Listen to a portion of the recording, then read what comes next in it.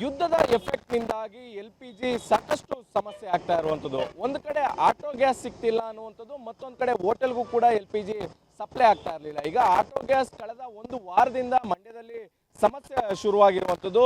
ಕಳೆದ ಒಂದು ವಾರದಿಂದನೂ ಕೂಡ ಆಟೋ ಗ್ಯಾಸ್ ಸಮಸ್ಯೆ ಇತ್ತು. ನಿನ್ನೆ ಈ ಒಂದು ಟ್ಯಾಂಕರ್ ಮೂಲಕ LPG ಬಂದಿರುವಂಥದ್ದು. ಈಗ ಎಲ್ಲರೂ ಕೂಡ ಸರತಿ ಸಾಲಿನಲ್ಲಿ ಬಂದು ಗ್ಯಾಸ್ ಅನ್ನು ತುಂಬಿಸುವಂತ ಕೆಲಸವನ್ನ ಮಾಡ್ತಾ ಇರುವಂಥದ್ದು. ಯಾಕಂದ್ರೆ ನೂರಾರು ಆಟೋಗಳು ನಿಂತಿದೆ, ಎಲ್ಲರೂ ಕೂಡ ಒಂದು ರೀತಿಯಲ್ಲಿ ಸಮಸ್ಯೆಯನ್ನು ಎದುರಿಸ್ತಾ ಇದ್ದಾರೆ. ಯಾಕಂದ್ರೆ ನಿಜಕ್ಕೂ ಕೂಡ 55 ರೂಪಾಯಿ ಇದ್ದಂಥ ಗ್ಯಾಸ್ನ ಬೆಲೆ ಈಗ ಒಂದು ಕೆಜಿಗೆ 100 ರೂಪಾಯಿ ತಲುಪಿರುವಂಥದ್ದು. ಈ ಕಾರಣದಿಂದಾಗಿ ನಿಜಕ್ಕೂ ಕೂಡ ಆಟೋದವರು ಸಾಕಷ್ಟು ಸಂಕಷ್ಟವನ್ನು ಎದುರಿಸ್ತಾ ಇದ್ದಾರೆ. ಆದರೆ ಅನಿವಾರ್ಯ ಕಾರಣಕ್ಕೋಸ್ಕರ ಜೀವನವನ್ನ ಬಂಡಿಯನ್ನ ಸಾಗಿಸಬೇಕು.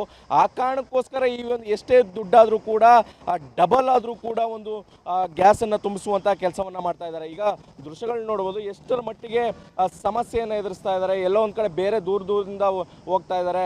ಸಿಕ್ಕ ಕಡೆಯಲ್ಲೆಲ್ಲ ಆಟೋ ಗ್ಯಾಸ್ ಅನ್ನ ತುಂಬಿಸ್ಕೊಂಡು ಹೋಗ್ತಾ ಇರುವಂಥದ್ದು. ಮಂಡ್ಯದಲ್ಲೂ ಕೂಡ ಬಹಳ ದೊಡ್ಡ ಮಟ್ಟದಲ್ಲಿ ಸಮಸ್ಯೆ ಕಾಣಿಸ್ತಾ ಇರುವಂಥದ್ದು. ಪ್ರಾರಂಭದ ದಿನಗಳಲ್ಲಿ ಅಷ್ಟೇನು ದೊಡ್ಡ ಸಮಸ್ಯೆ ಇರಲಿಲ್ಲ, ಆದರೆ ಈಗ ಮತ್ತೆ ಇದ್ರ ಎಷ್ಟರ ಮಟ್ಟಿಗೆ ಸಮಸ್ಯೆ ಇದೆ ಅಂತಂದ್ರೆ ನಿಜಕ್ಕೂ ಕೂಡ ಕಳೆದ ಒಂದು ವಾರದಿಂದ ದೊಡ್ಡ ಮಟ್ಟದಲ್ಲಿ ಸಮಸ್ಯೆ ಎದುರಿಸ್ತಾ ಇರುವಂಥದ್ದು. ಎಲ್ಲರೂ ಕೂಡ ಆಟೋ ಚಾಲಕರು ಅಳಲನ್ನು ತೋಡ್ಕೊಳ್ತಾ ಇದ್ದಾರೆ. ಯಾಕಂದ್ರೆ ನಮಗೆ ಗ್ಯಾಸೇ ಸಿಗ್ತಾ ಇಲ್ಲ, ಗ್ಯಾಸ್ ಸಿಕ್ಕಿದ್ರೆ ನಮ್ಮ ಪ್ರತಿದಿನದ ಜೀವನ ಮಾಡಬೇಕು ಅನ್ನುವಂಥದ್ದು ಎಲ್ಲರದು ವಿಚಾರ ಆಗಿರುವಂಥದ್ದು. ಈಗ ನಮ್ಮ ಜೊತೆ ಒಬ್ಬರು ಆಟೋ ಚಾಲಕರಿದ್ದಾರೆ, ಅವ್ರನ್ನೇ ಮಾತಾಡಿಸ್ತಾ ಹೋಗ್ತಾನೆ. ಸರ್, ಭಾಳಷ್ಟು ಸಮಸ್ಯೆ ಆಗ್ತಾ ಇದೆ. ಪ್ರತಿದಿನ ಕೂಡ ಜೀವನ ಮಾಡಬೇಕು ಅಂದರೆ ಆಟೋನೇ ನಂಬ್ಕೊಂಡಿರ್ತೀರಾ. ಈಗ ಆಟೋ ಗ್ಯಾಸೇ ಸಿಗ್ತಾ ಇಲ್ಲ ಅನ್ನುವಂಥದ್ದು.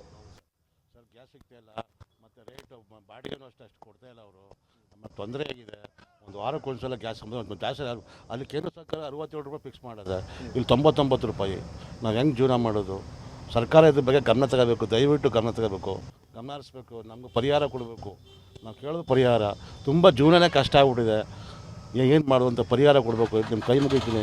ಆಟೋ ಚಾಲಕರಿಗೆ ತುಂಬ ಸಂಕಷ್ಟ ನೋಡಿ.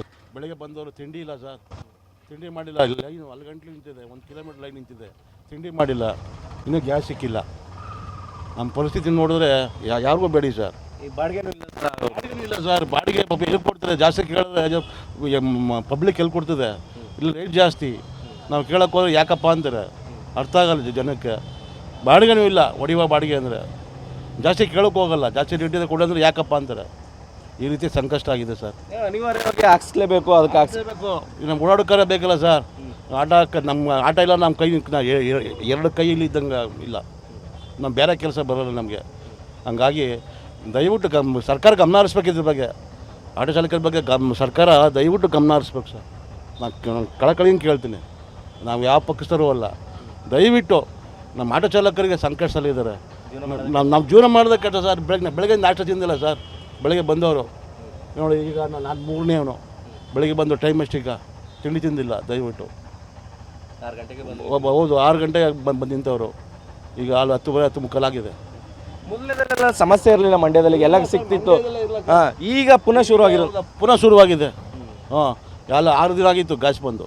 ಈಗ ನಿಂತಿದ್ದೀವಿ. ಇನ್ಯಾವಾಗ ಬರುತ್ತೆ? ಈ ತಿರುಗ್ಬಿಟ್ಟು ಹೋಯ್ತು. LPG ಒಂದೇ ಇರೋದು ಮಂಡ್ಯದಲ್ಲೇ. ಹಂಗಾಗಿ ನಮ್ಮ ಸರ್ಕಾರ ಗಮನ ಹರಿಸ್ಬೇಕು.